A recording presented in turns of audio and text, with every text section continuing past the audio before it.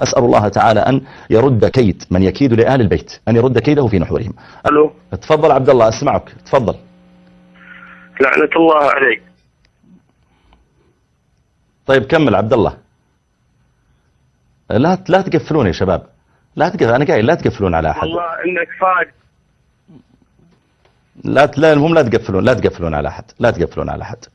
أسأل الله سبحانه وتعالى أن يغفر لنا ولكم وأن يدلنا وإياكم على الخير والهدى.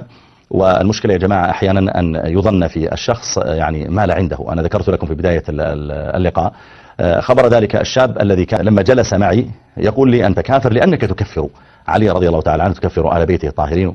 فأحيانا هناك معلومات معينة يوحى بها إلى بعض الناس وهم براء منها يعني. طيب استمع إليه، خذ ما عنده، اقرأ في الكتب. كتب أهل السنة مليئة بالثناء على سيدنا علي رضي الله تعالى عنه، على الحسن، على الحسين، على فاطمة وغيرهم يعني، وهي ثابتة أيضا في سواء في الصحاح أو في غيره.